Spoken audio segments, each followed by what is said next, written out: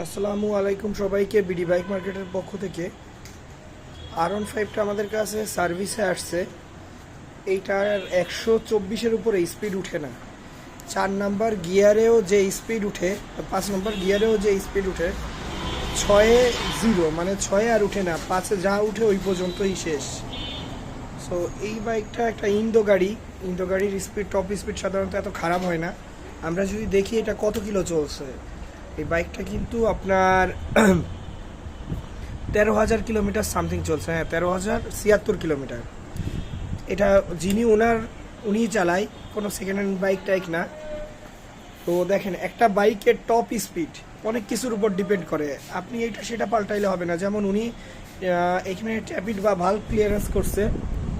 তো ওনার ভালভ ক্লিয়ারেন্সে আমরা যেটা দেখছি সেটা হলো এই ইনটেকটা একটু লুজ হয়ে গেছে। একটা এক্সস্ট ঠিক আছে, তার মানে ভালভ ক্লিয়ারেন্স প্রপার। তো আমরা কয়েকটা বিষয় আপনাদেরকে দেখাই। একটা হলো এই ধরনের রেসিং কয়েল, এটা কিছু সময়ের জন্য পারফরমেন্স দিলেও পরবর্তী সময় কিন্তু খুব দ্রুত এটা পারফরমেন্স হারায় ফেলে।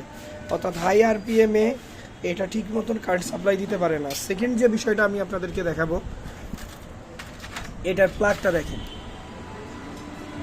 প্লাগের উপরের টিপটা কিন্তু বাদামি, মানে তেল কনজিউম কম করে, কিন্তু সাইডগুলো পুরোটাই ভেজা।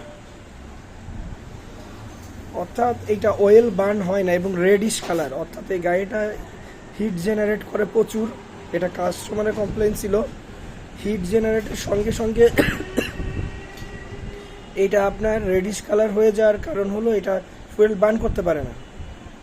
সো এই একটা বিষয় গেল যে অর্থাৎ ফুয়েল আর ইলেকট্রিসিটি সাপ্লাইতে ঝামেলা আছে, মানে ইলেকট্রিসিটি সাপ্লাইতে ফুয়েল বার্ন করতে পারতেছে না। আর মজার বিষয় হলো এই প্লাগটা হলো আপনার, এটা কিন্তু MR সিরিজের প্লাগ না, এটা হলো CPR সিরিজের প্লাগ। দেখেন সেন্টার প্রজেক্টেড।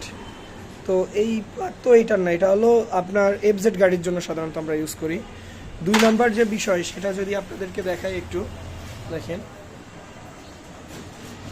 এটার স্পোকেট অর্থাৎ চেন সেটের অবস্থা খুবই নাজুক। এই দেখেন, টান দিলে চলে আসতেছে।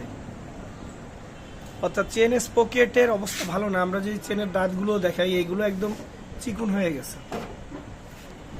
সামনের স্পোকেটটা দেখেন, সামনের স্পোকেট একদম নাই। আর 2 নাম্বার বিষয় হলো এটার ইঞ্জিন থেকে ট্যাপিড ক্লিয়ারেন্সের পরেও আপনার আওয়াজ আসে। সো এটার টাইমিং চেনটা যখন আমরা একটু দেখতে চাই যে আসলে টাইমিং চেনের কন্ডিশন এখন কেমন আছে, এটা চেক করতে গেলে এই দেখেন, যদি হালকা একটু আমি দিয়ে দেখেন টাইমিং চেন উঠে যায়। মানে খুব বেশি প্রেশার দেওয়া লাগে না, হালকা প্রেশারে টাইমিং চেন উঠে যাচ্ছে। তার মানে এটার টাইমিং চেনটা দুর্বল হয়ে গেছে। গাড়ির অনেক বয়স, প্রায় 4 বছর অধিক সময়, 4 কি 5 বছর উনি চালায় না খুব একটা।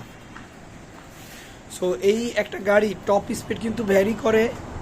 গাড়ির শুধু ট্যাপিড ক্লিয়ারেন্স না, গাড়ির প্লাগ, ইগনিশন কয়েল অর্থাৎ কারেন্ট সাপ্লাই, প্লাগ, দেন আপনার চেন সেট। ওনার চেন সেটের যে কন্ডিশন, এতে এর থেকে বেশি টপ উনি আসলে আশা করাটা খুব কঠিন বিষয়। আমরা এইগুলো সলভ করে দেব ইনশাল্লাহ, ওনার টপ স্পিড আগের মতন হয়ে যাবে। তো সবাই বিডি বাইক মার্কেটের সাথে থাকবেন এবং আপনাদের সকল জটিল সমস্যার সমাধানের জন্য কিন্তু আমরা আছি। আপনার কস্ট ইফেক্টিভ এবং সঙ্গে সঙ্গে সমস্যার সমাধান পাবেন ইনশাল্লাহ আমাদের কাছে।